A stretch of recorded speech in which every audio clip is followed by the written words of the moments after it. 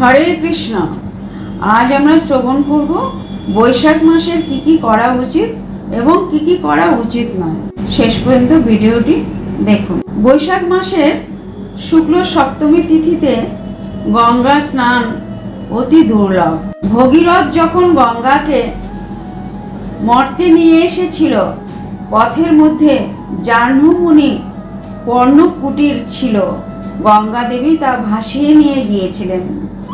সেই রাগে জাহ্নবী বৈশাখ মাসে এই শুক্ল সপ্তমী তিথিতে গঙ্গা দেবীকে পান করে মুনির ডান কান দিয়ে পুনরায় ত্যাগ করেছিলেন। সেই কারণে গঙ্গা দেবীর আর এক নাম জাহ্নবী। এই তিথিতে কেউ যদি গঙ্গায় স্নান করে এবং পিতৃলোক ও দেবলোকের তর্পণ করে, তাহলে সেই ব্যক্তি সমস্ত পুণ্য অর্জন করে গঙ্গা দেবীর দর্শন লাভ করে।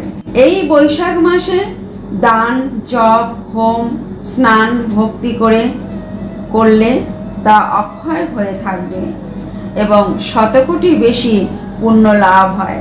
দেবতাদের মধ্যে যখন নারায়ণ, জপের মধ্যে যেমন গায়ত্রী, নদীদের মধ্যে যেমন জাহ্নবী, নিখিল রমণীর মধ্যে যেমন পার্বতী দেবী, তেজস্বী বস্তুর মধ্যে যেমন সূর্য, লাভের মধ্যে যেমন আরোগ্য লাভ, দীপক প্রাণীর মধ্যে যেমন ব্রাহ্মণ, পুণ্য কর্মের মধ্যে পরোপকার, বিদ্যার মধ্যে যেমন নিগম, মন্ত্রের মধ্যে যেমন প্রণব অং, ধ্যানের মধ্যে যেমন আত্মচিন্তন, তপস্যার মধ্যে যেমন সত্য স্বধর্ম পালন, শৌচের মধ্যে যেমন আত্মশুদ্ধি, দানের মধ্যে যেমন অভয় দান, গুণের মধ্যে যেমন নির্লভতা, আর মাসের মধ্যে তেমনি বৈশাখ মাস সর্বশ্রেষ্ঠ। এই মাসে স্নান, দান, উপোস, যজ্ঞ, তপস্যা, অধ্যয়ন, পূজা আদি যা কিছু করা হয় তার সমস্ত কিছুই অক্ষয় ফল প্রদান করে। যেমন পরোপকারে নামে কপটতা করলে যেমন পুণ্য নষ্ট হয়, সূর্যের দ্বারা যেমন অন্ধকার নষ্ট হয়, সেই রকম বৈশাখ মাসের দ্বারা সমস্ত পাপ বিনাশ হয়। সূর্য তুলা রাশিতে গমন করলে, অর্থাৎ কার্তিক মাসে স্নান দানাদি যে কোনো কার্য করলে বরাদ্ধ গুণ ফল লাভ হয়। যে ব্যক্তি বৈশাখ মাসে প্রাতঃ স্নান, যজ্ঞ, দান, উপবাস, ভবিষ্য, ব্রহ্মচর্য পালন করে, তার মহাপাতক নাশ হয়। এই কলিযুগে মানুষের জন্য অশ্বমেধ যজ্ঞের বিধান নেই, তাই এর জন্য বৈশাখ মাসে সমস্ত পুণ্য কার্যকে অশ্বমেধ যজ্ঞের সমান বলে বিধান করা হয়েছে। নারদ মুনি বলেছেন যে এই কর্মক্ষেত্রে ভারতবর্ষে জন্মগ্রহণ করাই দুর্লভ, তার মধ্যে মনুষ্য জন্ম আরো দুর্লভ। আবার মনুষ্য জন্ম গ্রহণ করে যদি কেউ স্বধর্ম পালন করে, তার থেকেও দুর্লভ। তার মধ্যে আবার কৃষ্ণ ভক্তি অতি দুর্লভ। আবার মাধব প্রিয় মাধব মাস আরো দুর্লভ। তাই বৈশাখ মাসে যারা যথাবিধানে স্নান, দান, জপ প্রভৃতি ধর্ম কর্ম করে, তারাই ধন্যকৃতী ব্যক্তি। পাপীগণ তাদের দর্শন মাত্রই পাপ মুক্ত হয়ে ভগবত ভক্ত ও ধর্ম সাক্ষী হয়ে থাকে। যারা বৈশাখ মাসে প্রাতঃ স্নান করে, তারা কোটি বছর পর্যন্ত নন্দন কাননে ক্রিয়া করে। বৈশাখ মাসের একাদশী থেকে অবশিষ্ট 5 দিন সম্পূর্ণ বৈশাখ মাসের মতো পূর্ণ, অর্থাৎ সম্পূর্ণ বৈশাখ মাসে ধর্ম কার্য করে যে ফল পাওয়া যায়, শুধুমাত্র বৈশাখ মাসের একাদশী থেকে অবশিষ্ট পরে 5 দিন ধর্ম কার্য করলে একই ফল পাওয়া যায়।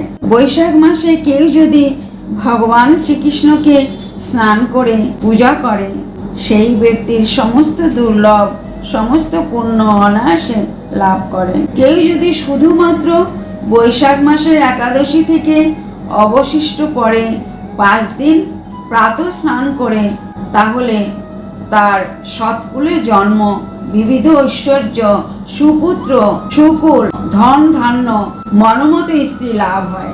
যদি কেউ বিষ্ণুর প্রসাদ গ্রহণ করে, তবে তার পূর্বজন্ম, সুমৃত্যু, সুসুভোগ, সর্বদা দানে, সর্বাধিক আনন্দ, ঔদার্য ও উত্তম ধৈর্য এবং সমস্ত অভীষ্ট সিদ্ধ হয়ে থাকে। নারদ মুনি বলেছেন, সূর্যের উদয় থেকে যেমন অন্ধকারকে নাশ করে, সেই রকম বৈশাখ মাসে যথা নিয়মে স্নান করলে বহু জন্মার্জিত পাপ রাশি নষ্ট হয়ে যায়। ভগবান বিষ্ণু মানুষ্যদের নিজ কুকর্মের ফলে নরকে যাচ্ছে, এই দেখে তাদের উদ্ধার করার জন্য বৈশাখ মাসের কথা প্রচার করে দিয়েছেন।